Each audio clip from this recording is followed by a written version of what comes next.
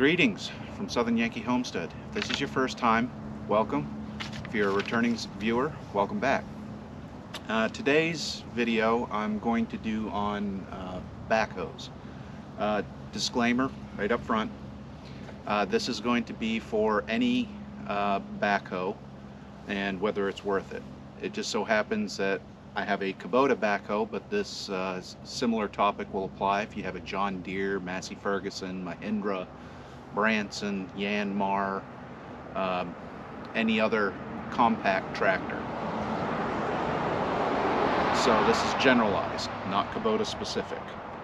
I did take notes. Anything I say in here is going to be an opinion. And you know what they say about opinions. If you don't, someone in the comments will clue you in. Along with that, I want to give a little bit of background. I served 20 years in the Navy and retired, and as of retiring I switched over and did landscaping for a couple of years. The landscaping turned into more construction oriented, and I ended up closing the business December 31st, 2019, just for personal reasons.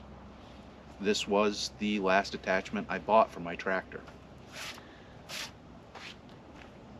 With the construction side, I have around 1,000 to 1,500 hours experience on an excavator. I have 500 to 700 hours experience on a skid steer, and I have, well, this one tractor, this B2650, I have 700 hours on. So I've got experience with backhoes and excavators and skid steers.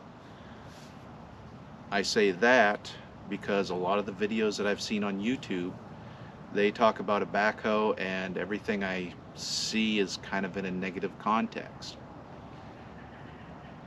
Is a backhoe worth it? That's the ultimate question. That's a question I'm going to answer in this. Or more specifically, this is the question I'm hoping you will answer with this, because my answer to is a backhoe worth it? Maybe. One of our old videos that we had, one of our first videos that we published on the channel, was the thumb modification for the backhoe. Very recently someone came in there and asked, is a backhoe worth it? Well, that got the gears turning, and I decided to do a little research and found that YouTube backhoes is kind of a gray area. There's not a whole lot of people talking good about them and giving the pros and cons from a standpoint other than the one that they have.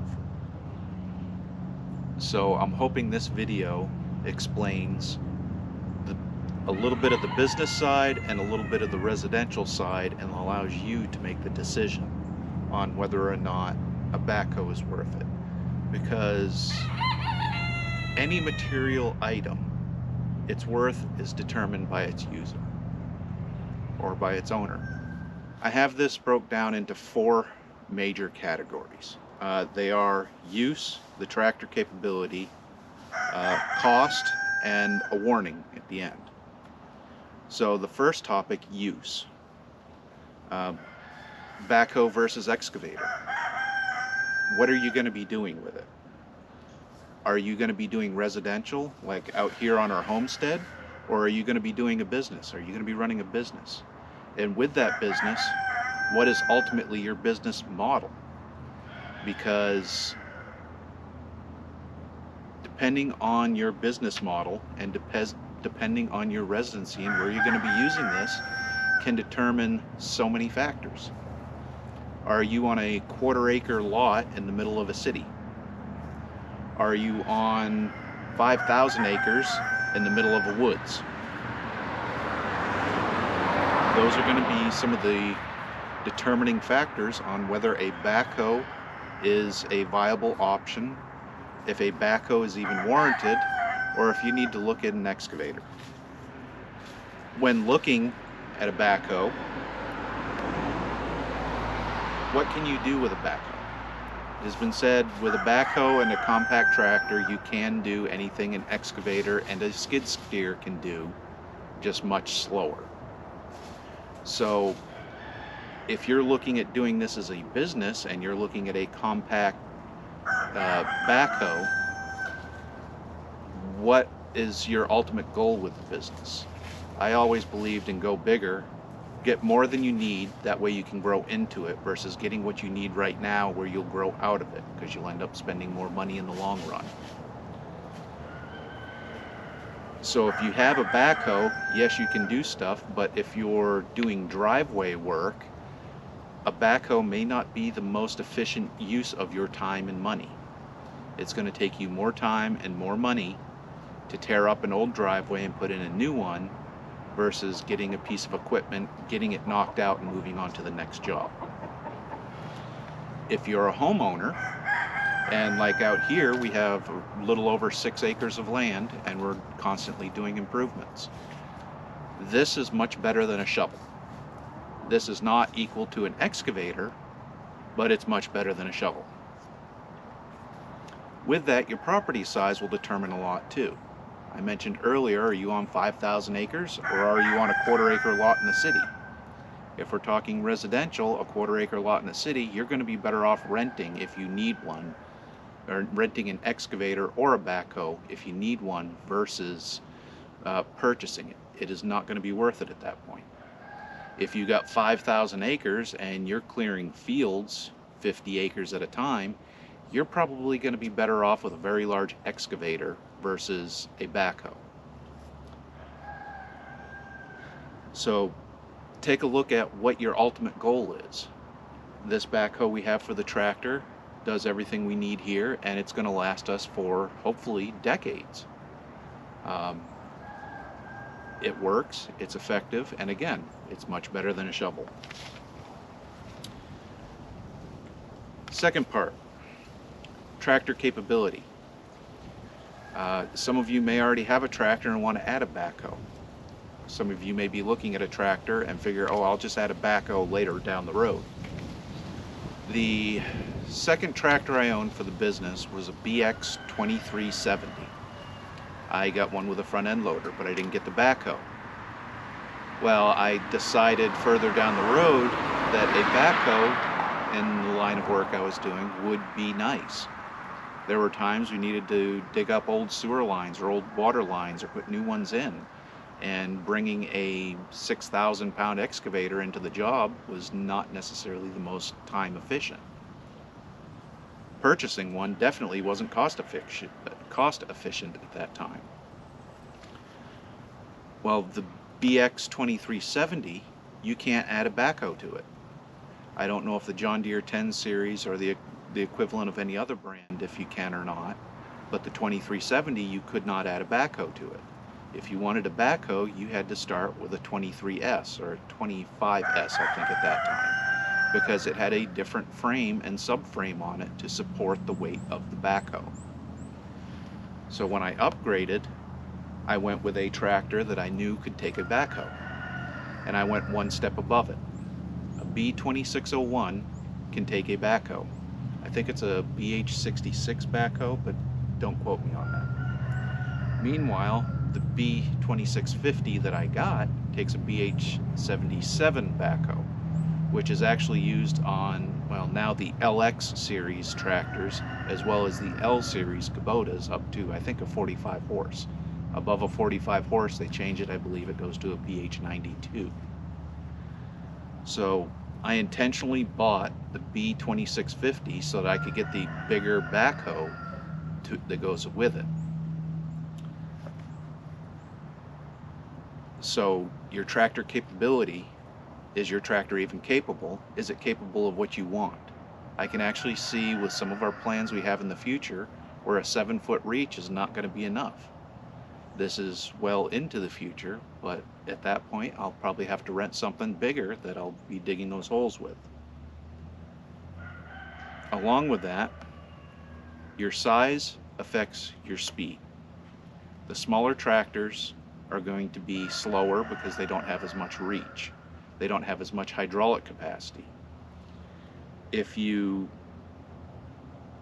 buy a purpose-built backhoe, like your John Deere yellow equipment, your industrial John Deeres versus your farm tractors or your John Deere green.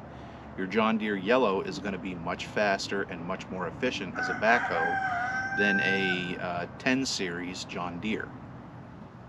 Your Kubota M series is going to be much faster because it's a larger tractor, has larger hydraulics, more capacity. So the smaller the tractor, the slower it could be, along with your digging depth, your pulling force, the weight overall for the implement. Your add-on versus purpose-built. Do you need a purpose-built backhoe? If you need a purpose-built backhoe, you may want to look more seriously at an excavator. There are times when a purpose-built backhoe does have its benefits. There are times when it has its drawbacks. For me, if I had to get an excavator, I'd get one twice the size of our Kubota, so we'd be looking at a 6,000 pound excavator at that point, because it would fill a different notch. Which leads us into the next section. Cost. Online costs vary wildly. We're looking at $8,000 to $17,000. That's $8,000 to $17,000 US for a backhoe. Again, that depends on if you get a BH66 or if you get whatever they attach to the M series as far as Kubota goes. But I'm sure other tractors and other makes are going to be in that same price range. They're going to be comparably priced. Whatever the John Deere version of a BH77 is going to be roughly the same price, within a couple $100 more than likely. Along with that, you also have to have the tractor. So you've got the initial cost there as well, if you don't already have the tractor or you're not buying it as a package. All said and done, what I'm sitting on right here between the tractor and the backhoe, we're right around $30,000 for the tractor and the backhoe, and that's as paid for the area we're in. Depending on where you're at, it could be $25,000, it could be upwards of $35,000. As is, as equipped, we're right at $30,000 for total investment in the tractor, the backhoe, front end loader, grapple, box blade, and bucket, and thumb, which I'll come back to. That's a lot of money. But we got a lot of land out here, and if we were to rent the equipment to do all the work that we've done around the land, we'd probably be pretty close to that $30,000 at this point. All the landscaping that's been done around here have been done with this tractor, and the implements I have with the tractor. The upgrades, like the garage electric, we use the backhoe to bury the line. I've dug stumps out for other projects that you haven't seen. I've helped friends that had a sewer blockage. We actually dug up his sewer line and cleaned it out because it was so bad gummed up, it was the only way we could get it. It was a cost savings for him, and it gave me a chance to use my tractor doing something different. So a rental for us is going to be a occasional thing, not a regular thing. If we need it, we can rent it. And in this area, for a excavator that has about the same capability as this backhoe, you're looking at around $300 a day. For a much bigger one, prices go up. When we were doing the land clearing, we rented a 45,000 pound Doosan to do some of the land clearing. That was about $1,100 a day. I think we ended up getting it for a week for about $15 to $17.50. So a little less than $2,000 a week delivered for the big Doosan. But we had some trees that were close to 40 inches across that needed to be taken down. You're not going to be doing that with this excavator, or with this backhoe. Along with the cost is the maintenance. Right now we average about 250 hours a year on the tractor. The backhoe resides on the tractor most of the time. The only reason it's not attached right now is because I've been working in the woods hauling logs, and I don't feel like I want to pull off the back end heavy logs because it's just putting a lot additional strain on the tractor itself. I'd rather just have the weight of the log off the 3-point than have the weight of the log off the hydraulics. But that leads us to the portion of maintenance. I'm using the tractor 200 hours a year, average. I'm using the backhoe 50 hours a year, average. And that's probably pretty steep. I probably don't use it for 50 hours, but we'll use that for ease of numbers. To buy a dedicated machine, if I'm only doing 50 hours a year, it would be better for me to rent it at that point, because that's basically 4 12-hour days. So you're looking at $1,200 in this area to rent a backhoe or rent a excavator of that size. But if I bought one, you're looking at 15 to 20,000 just for the excavator, and then you also have to do maintenance on it. And if you're only putting 50 hours a year on it, then the maintenance you do is going to be on time basis, not hour basis. You'll end up changing your oil and fluids once a year versus every 200 hours. So the maintenance cost, because I have one tractor, one engine, the additional 50 hours a year, every 4 years I'm going to have to do an extra oil change. Okay. The final topic in here is a warning. 3-point versus frame mount. 3-point backhoe attachments. No, no, no. Bad. No. A 3-point backhoe attachment is available, and it seems at the time a very cost-effective way to get a backhoe. I'm not going to get into the specifics on that, because Messick's did a 3-Minute Thursday that explains the 3-point backhoe very well. Check out their channel.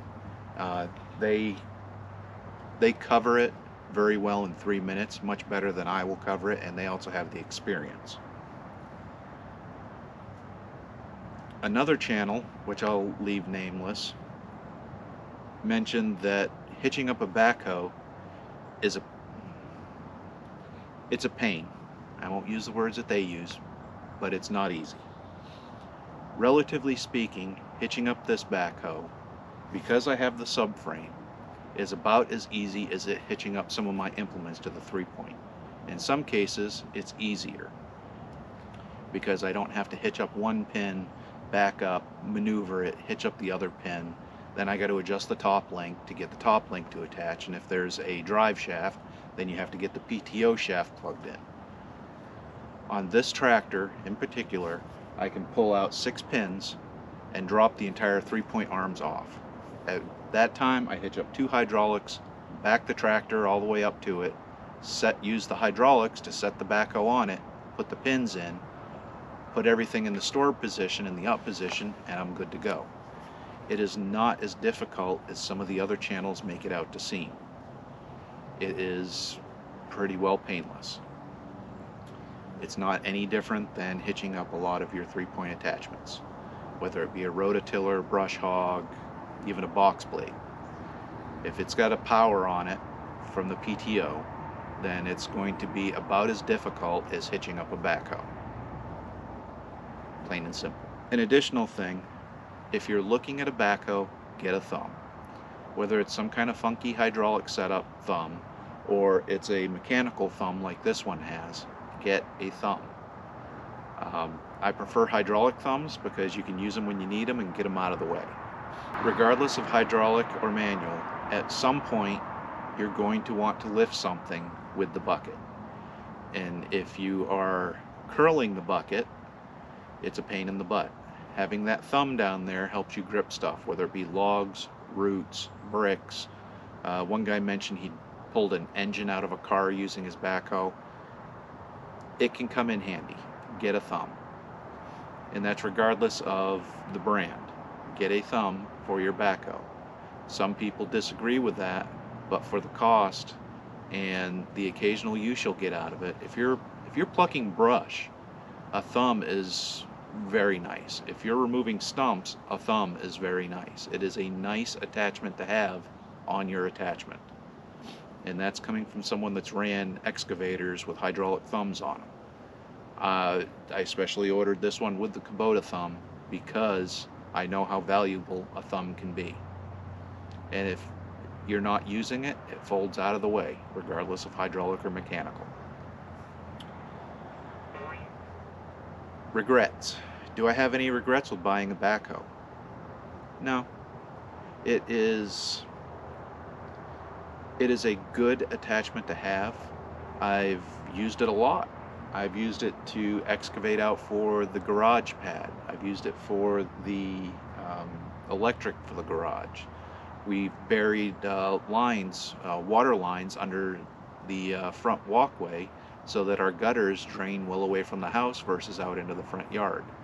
I've dug holes to do burning. I've cleaned ditches. I helped a friend out doing his sewer pipe when he had a backup. I've cleaned brush out. So I've used this backhoe, and I've used it quite a bit, and realistically this is one of the attachments that stays on the back of the tractor most of the time. One thing a lot of people don't talk about in a positive light is the weight of the attachment. With this BH77 on the back of this Kubota, if I'm backing up in mid-gear, turn the wheel and hit the brakes, the front end will drift. It's heavy enough that it takes a lot of the weight off the front end, especially if you change your motion suddenly.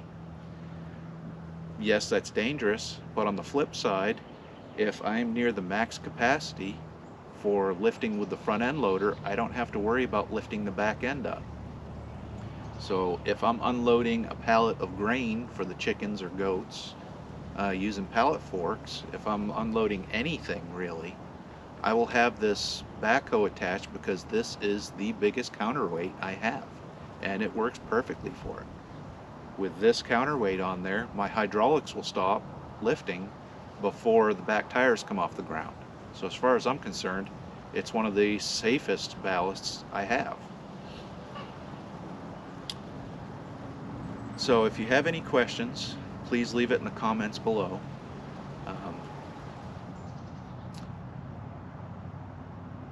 One of the future videos I have planned, I got an area that I want to clear for a food plot for the deer down behind the house.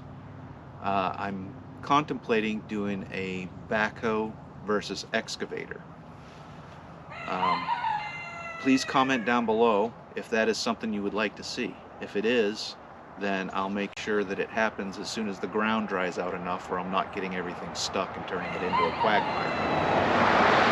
So please like, share, and subscribe this video. Let us know what you think. Comment. Is there anything I missed? Is there something that you'd like me to expand on? Is there any other suggestions? Am I right? Am I wrong? I didn't plan on doing this video as a right or wrong video. I did not try to give the negative. I tried to give you ideas of what you need based on what you have.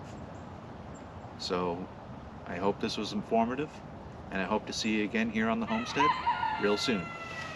Bye.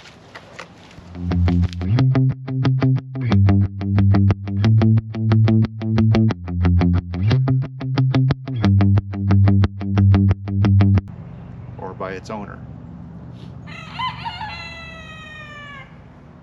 Yes, Silky, I'm still here. You trying to ruin my video? Where was I?